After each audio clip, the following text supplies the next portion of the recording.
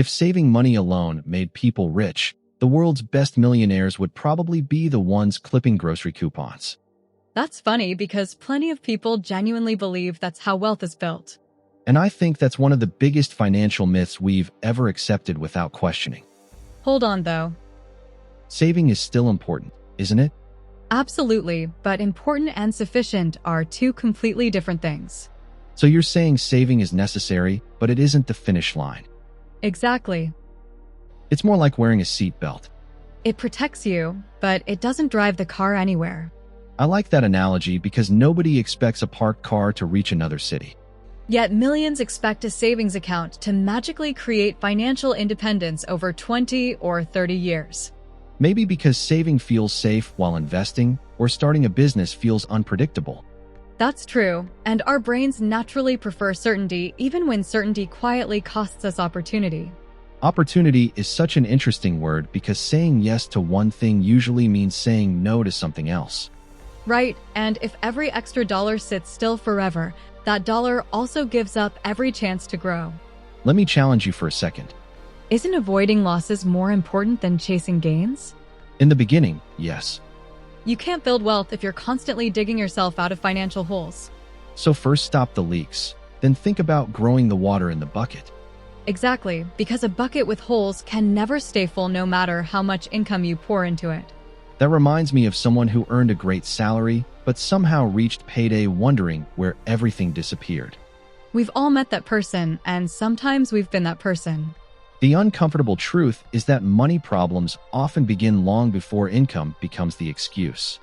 Imagine two neighbors earning exactly the same paycheck, yet 20 years later one is financially free while the other is still anxious every month.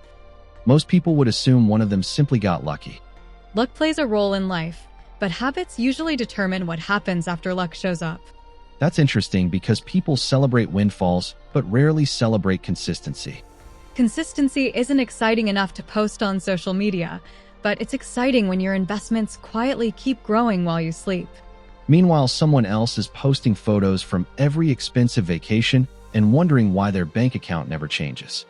Lifestyle inflation is sneaky because it disguises itself as success. That's when every raise immediately turns into a nicer apartment, a newer car, and another monthly subscription.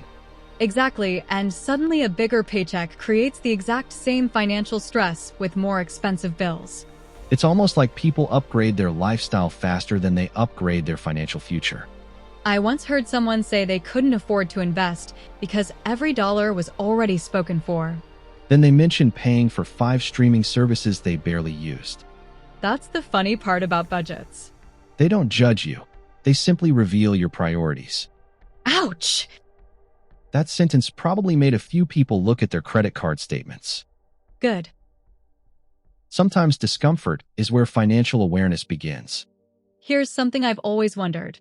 Why does spending feel rewarding immediately, while saving often feels like giving something up? Because the brain loves instant rewards, while wealth usually rewards patience instead of impulse. So the real battle isn't between saving and spending. It's between today's emotions and tomorrow's opportunities. Exactly. And people who build wealth often become surprisingly good at delaying gratification without feeling deprived. Which raises an even bigger question. If saving alone isn't enough, what should money actually be doing after it's saved? That's where investing enters the picture because saved money becomes far more powerful when it starts working instead of waiting. Some people hear the word investing and immediately imagine risky bets or people staring at stock charts all day. That's one version of investing. But long-term investing is really about owning pieces of productive businesses or other assets over time. So instead of every dollar sitting in a drawer, it's helping companies build products, hire people, and hopefully earn profits. Exactly. And if those businesses grow, your ownership can grow in value too. But this is where people get impatient because they expect dramatic results in 6 months. Wealth usually behaves more like planting an oak tree than microwaving dinner. I love that comparison because nobody plants a tree on Monday and complains on Friday that there's no shade. Yet people invest for a year, see a market dip, and decide investing doesn't work. Which is often when experienced investors quietly buy more instead of running away. That sounds backward to most people because we're trained to buy things when they're expensive and avoid them when they're discounted. It's funny how someone gets excited about a 50% sale on shoes, but panics over a temporary drop in quality investments. Human psychology is fascinating because emotions don't always follow logic. And markets have a way of exposing those emotions in real time. So would you say investing is more about controlling yourself than predicting the future? In many cases, yes, because very few people consistently predict markets, but many can consistently manage their behavior. That shifts the focus from being a genius to being disciplined. Discipline isn't flashy, but it's one of the few advantages anyone can develop regardless of income. Which means building wealth isn't reserved for the smartest person in the room. Sometimes it's simply the person who keeps making sensible decisions long after everyone else gets distracted. Let me play devil's advocate for a minute because not everyone has extra money to invest every month. That's a fair point, and pretending everyone has the same financial starting line would be dishonest. So where should someone begin if they're barely covering rent, groceries, and utilities? I'd start by increasing earning potential before obsessing over squeezing another $10 out of the grocery budget. That's refreshing because financial advice sometimes acts like skipping coffee will solve everything. Exactly. Cutting expenses has a limit, but increasing your income often has much more room to grow. So learning a valuable skill can be just as important as learning to budget. Sometimes it's even more important because a higher income creates opportunities that extreme frugality never can. But higher income alone doesn't guarantee wealth either. No, because without good habits, a larger paycheck simply finances larger mistakes. I've seen that happen after promotions when people immediately upgraded everything they owned. New car, bigger house, luxury vacations, premium gadgets, and somehow they still felt financially trapped. It's amazing how quickly yesterday's luxury becomes today's normal. That's called lifestyle adaptation, and it's one reason happiness from spending often fades faster than people expect. So people keep chasing the next purchase hoping it'll finally feel permanent. Meanwhile, the feeling disappears, but the monthly payment stays. That's one of the most expensive emotional trades people make. It reminds me of buying a treadmill and believing the purchase itself made you healthier. The equipment doesn't change your life unless your behavior changes with it. Money works the same way because financial tools only create results when they're backed by consistent actions. Here's something people rarely ask. What is the actual purpose of saving money? Most would probably answer, to have more money. I think that's incomplete because money itself isn't the goal. Freedom is. Freedom to leave a toxic job, handle emergencies, or spend more time with family. Exactly. Savings buy options, and options reduce stress. That's a powerful way to describe it because people often measure savings in dollars instead of choices. Think about someone with 6 months of living expenses saved. They negotiate differently because desperation isn't making their decisions. Financial confidence quietly changes the way people carry themselves. And employers, clients, and even business partners can often sense that confidence. That's why an emergency fund isn't just a financial tool. It's also a psychological one. So saving creates stability, but stability isn't the same thing as wealth. Right.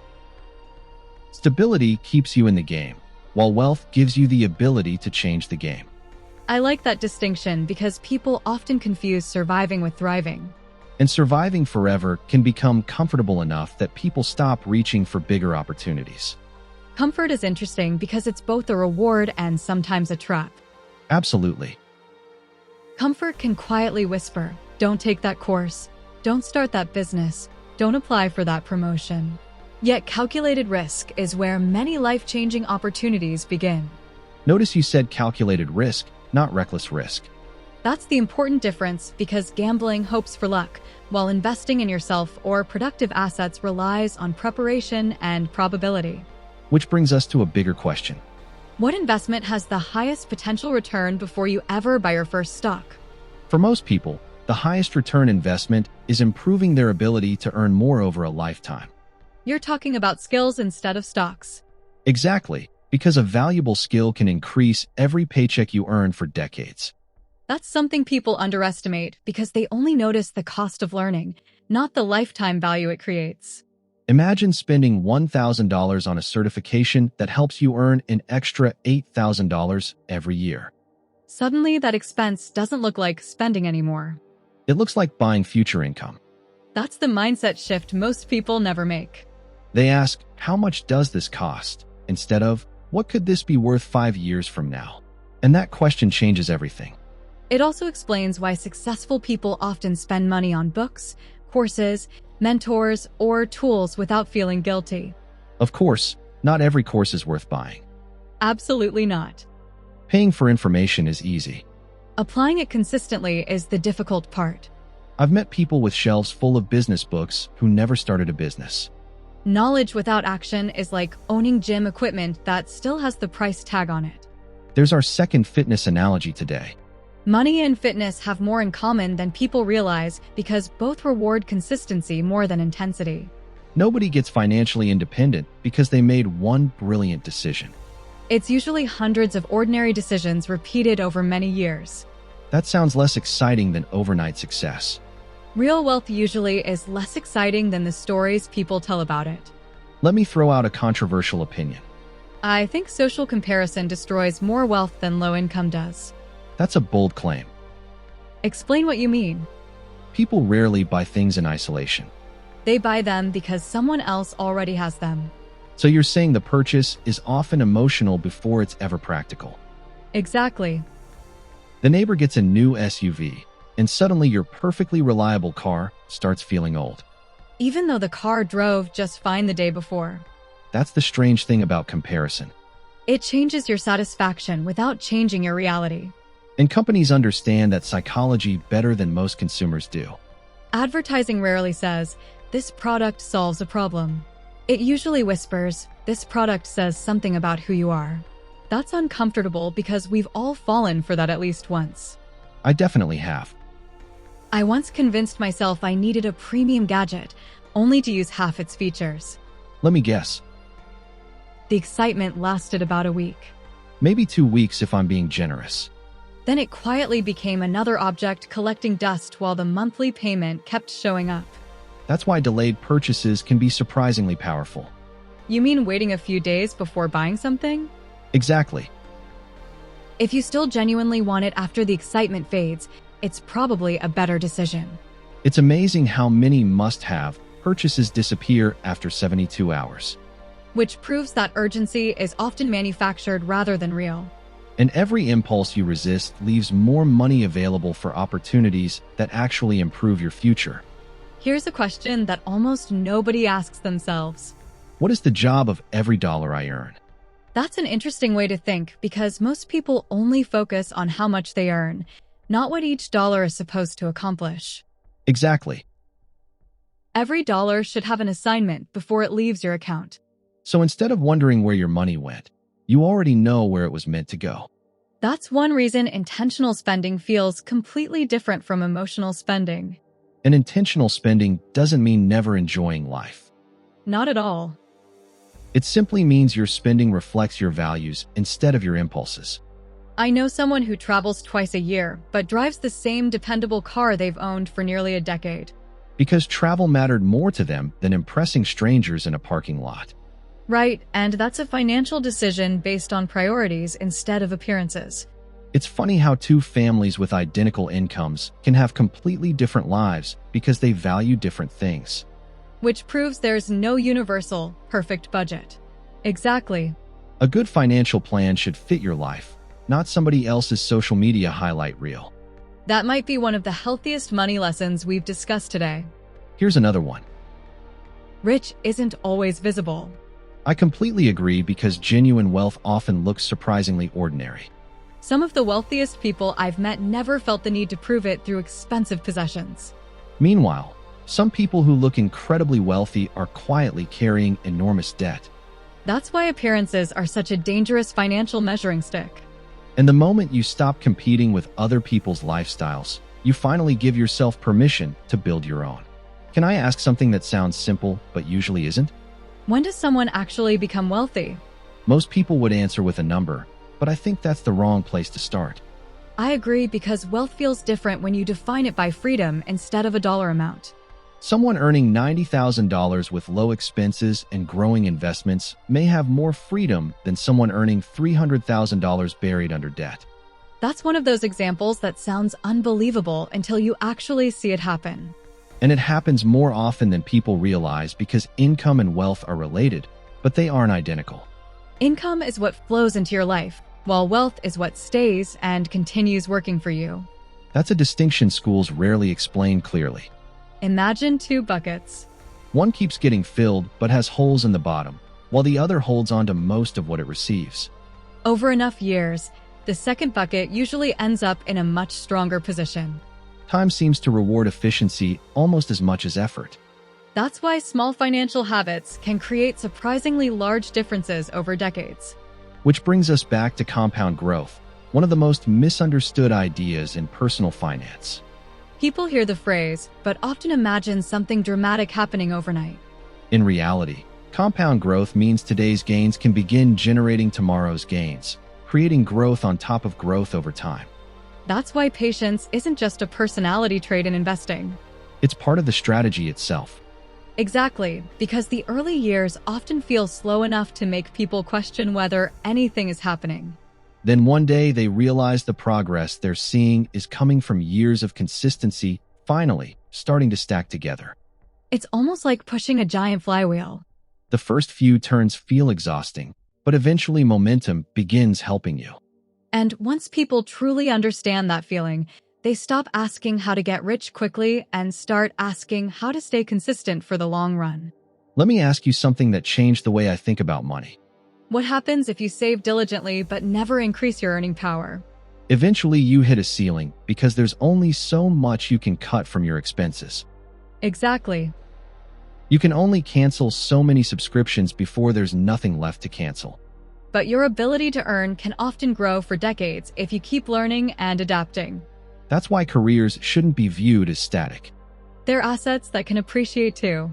I like that idea because people maintain their cars more carefully than they maintain their skills.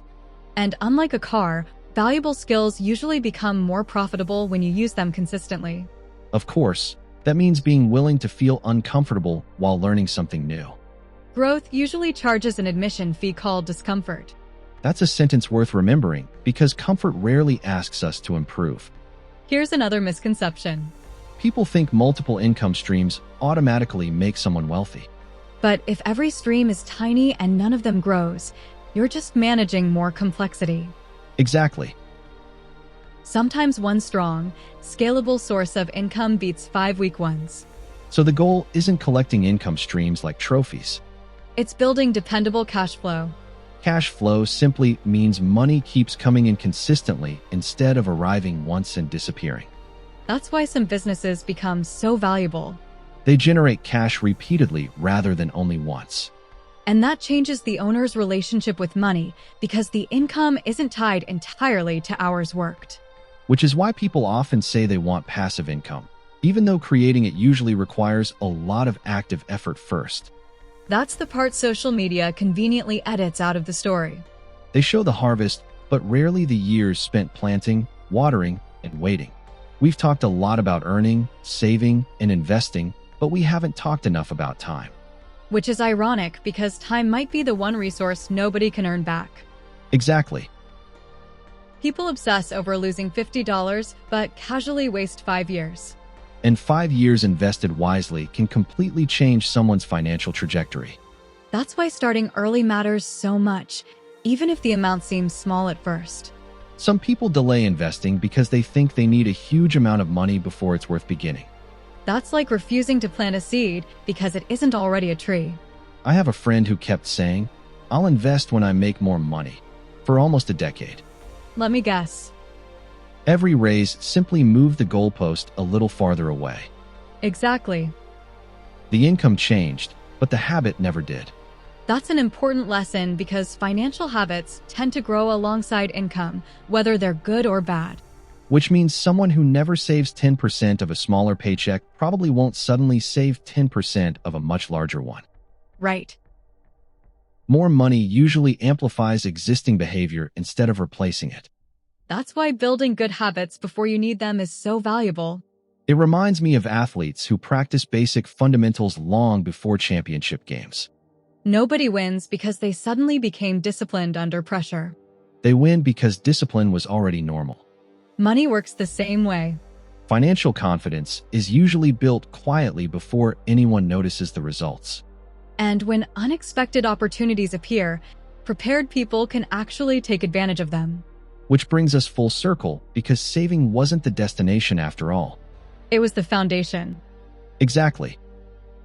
Saving gives your future a starting point, but what you build on top of that foundation determines how wealthy you eventually become.